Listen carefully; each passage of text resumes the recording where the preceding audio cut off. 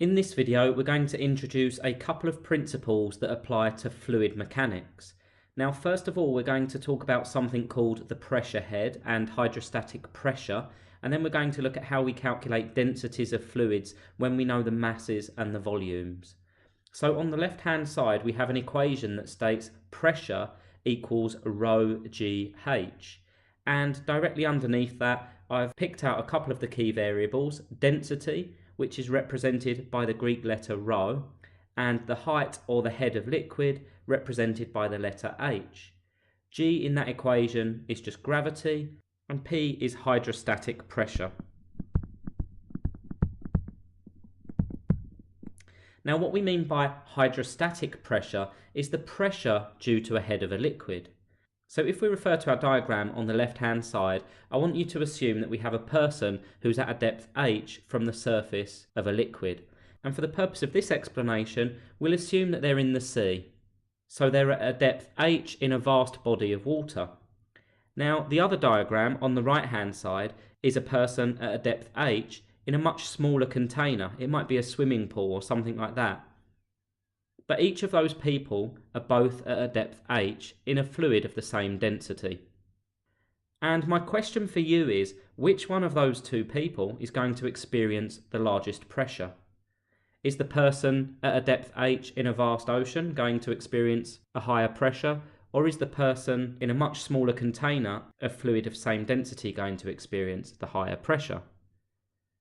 Now, when I pose this question to my students, more often than not, they'll state that the person at a depth h in the vast ocean is going to experience the larger pressure.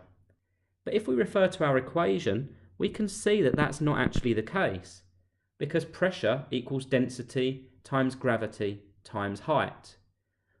Well, in both of these cases, the density of the fluid is the same. So this fluid here and this fluid here have the same density. Gravity never changes. Gravity is always 9.81. So the only variable that affects pressure is the height h. And the height h is something we call the pressure head of liquid, or the head of liquid above the object. So the answer to the question, which one of these two people experiences the greater pressure, is that they both experience the same pressure. It makes no difference whether they're in a small container or whether they're in a vast body of liquid. The pressure is going to be the same, calculated by rho GH. So just underneath our equations, let's add some units to each of these variables. Now, density is a measure of the compactness of a material, and density is given by kilograms per meter cubed. Or said a different way, the mass per unit volume. The greater the mass for the same volume, the greater the density.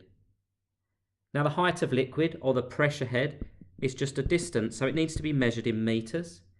And the standard international units of pressure are pascals. Now, we see lots of different measures of pressure. We see pascals, we see megapascals, we also see something called bar. But the important thing to remember is that we always use our SI units in calculations of pascals.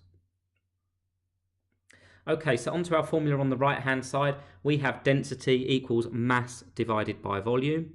And as you probably know, mass is measured in kilograms, volume is measured in meters cubed, and that's where our units of density of kilograms per meter cubed actually comes from. So mass in kilograms and volume in meters cubed. Now, there's one more formula that we're going to be using, and that is pressure is force divided by area. And how we'll be using this formula for this tutorial is by rearranging to make force the subject. Force is pressure times area. So if we know the pressure at a given point, and we know the area that it's being distributed over, we can work out the force on that surface. So let's look at a few examples of this. So for this example, I'm going to be referring to the container on the left, and the container on the left holds a fluid of mass m, and there is an inspection window which is placed horizontally on the bottom of the container. So for the purpose of this example, I'm going to be referring to the container on the left, and then towards the end, we'll make some comparisons with the container on the right. Now I've listed some data. The density of the fluid is 1015 kilograms per meter cubed. The inspection window on the bottom of the tank has a diameter of 1.5 meters. Now the container is square and it has a width of W. So the width, as we see there, is W, but the depth into the page will also be W. And the height of fluid contained in the container is 3.75 meters. We're going to calculate three things. We're going to calculate the mass of fluid in the tank, we're going to calculate the pressure at the bottom of the tank, and then we're going to calculate the force acting on that inspection window. Okay, so the first thing that we're going to calculate is the mass of fluid in that container. And if you recall, we said that density is mass divided by volume. Now we need to rearrange that to make mass the subject, and the way that we would do that is by timesing each side of the equation by the volume.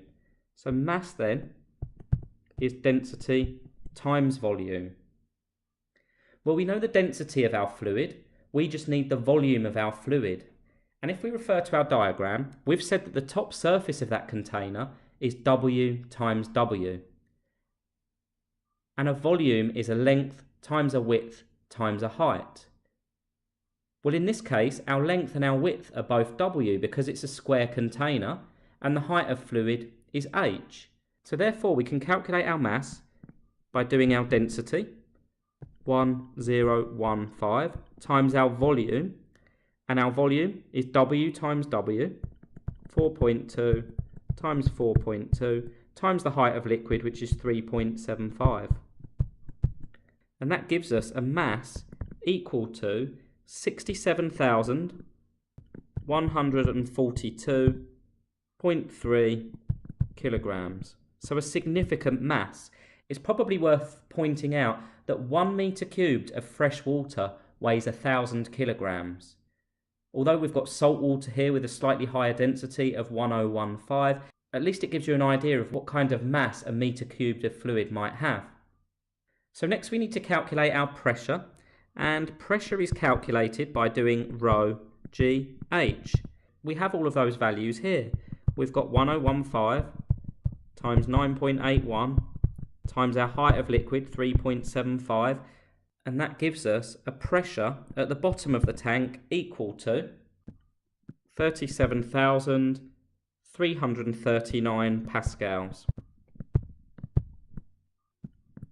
And if we wish, we could express that in kilopascals, 37.3 kilopascals.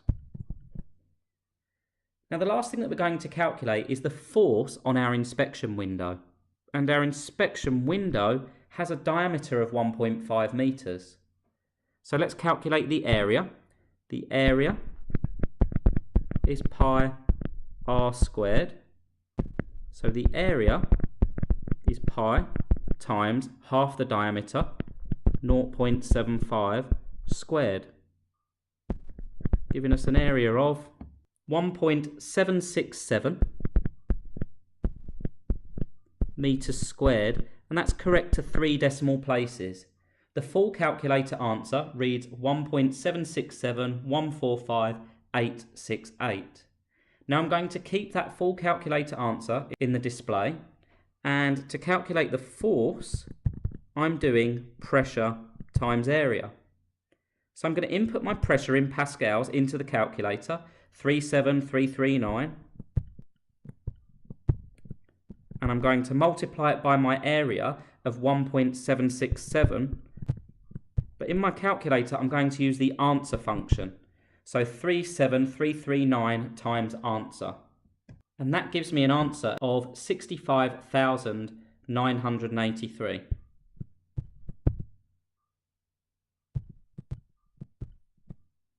And my units of force are newtons. Now the reason why I did that with my calculator is to eliminate any rounding errors. Now just to finish up, I want to refer to the diagram on the right hand side. So we've calculated the force on the inspection hatch at the bottom of the tank, and the force on this vertical inspection hatch shown on the other diagram is going to be the same, providing the centre of the hatch is at a distance h. And the reason for that is because the average pressure acting on the vertical plane is going to be the same as we calculated down here, 37339.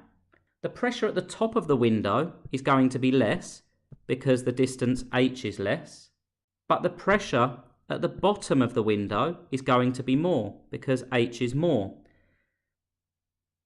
There's just one more thing that needs to be mentioned here, and that involves something called relative density. When we talk about relative densities, we mean relative to fresh water. So relative density, up here in the top right, RD for now, is the density of a fluid relative to water, or relative to fresh water. And fresh water has a density of 1,000. So what we can see here is the density of our salt water is above 1,000, and the way that we calculate relative density is we do the density of our fluid divided by the density of fresh water. And in this case, we will have a relative density of 1.015. Now, a typical oil might have a density of 800. So therefore, the relative density of oil would be 800 over 1,000, or 0.8. So all relative density means is density relative to water, or density divided by 1,000, as 1,000 is the density of fresh water.